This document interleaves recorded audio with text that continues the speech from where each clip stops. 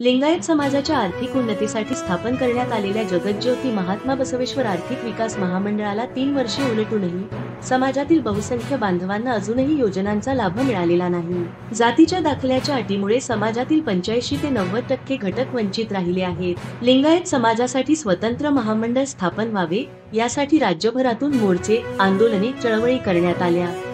अखिल भारतीय लिंगायत समन्वय समिती व बसव ब्रिगेड संस्थापक अविनाश भोसीकर यांच्या नेतृत्वाखाली मोठे आंदोलन झाल्यानंतर 9 ऑगस्ट 2023 रोजी राज्य शासनाने जगज्योती महात्मा बसवेश्वर आर्थिक विकास महामंडळ स्थापन करण्याचा निर्णय घेतला।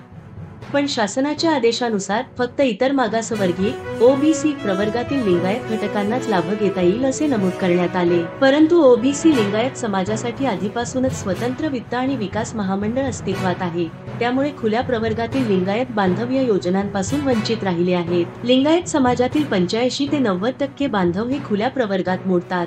अशा बांधवांकडे जातीचे दाखले उपलब्ध नसल्याने त्यांना महामंडळाच्या योजनांचा लाभ घेता येत नाही।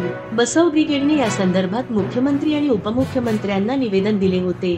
तसेच विधानसभा अधिवेशन काळात सचिन कल्याण शेट्टी, विजयकुमार देशमुख, इद्रिस नाईकवाडी यांसारख्या लोकप्रतिनिधींनीही मुद्दा उपस्थित केला, परंतु आजतागायत ठोस कार्यवाही झालेली नाही। सोलापूर येथे बसव ब्रिगेडच्या वतीने इतर मागासवर्गीय वित्त आणि विकास महामंडळाच्या जिल्हा व्यवस्थापिका वैशाली लहारे यांना निवेदन देण्यात आले।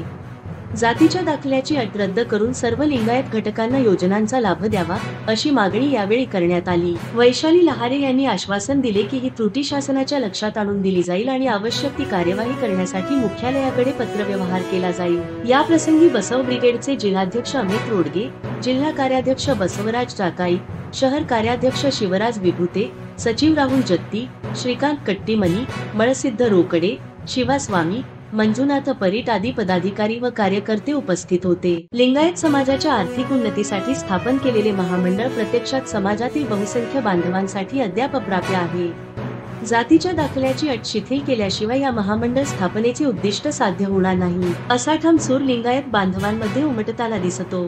अधिक माहितीसाठी जोडलेले रहा आवाज महाराष्ट्र सोबत। हेतूने महात्मा बसवेश्वर आर्थिक विकास महामंडळ लिंगायत समाजासाठी हे स्थापन केलंय ते होताना दिसत नाही।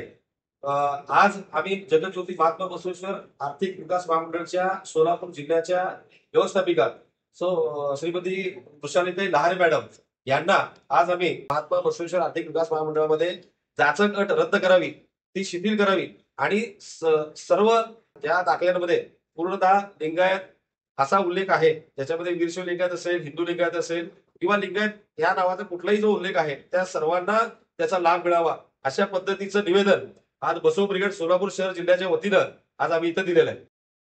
मी महाराष्ट्र राज्य इतर मागासवर्गीय वित्त विकास महामंडळाचे जिल्हा व्यवस्थापक वृषाली लहारे जिल्हा व्यवस्थापक या पदावर कार्यरत आहे।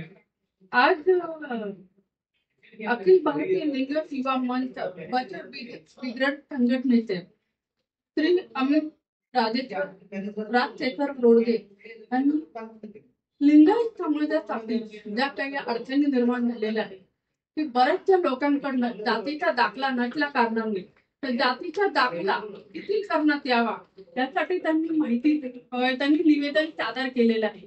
तर निवेदन सादर केलेलं मी मुख्यालयात पाठवून तुम्हाला जेवढं जास्तीत जास्त सहकार्य मला करता येईल तेवढं मी सहकार्य करेल आणि तुमची काही अडचण आहे ते दूर करण्याचा मी प्रयत्न करेल, हे बोलून तुमचं काम करून घेईल काय अडचण नाही।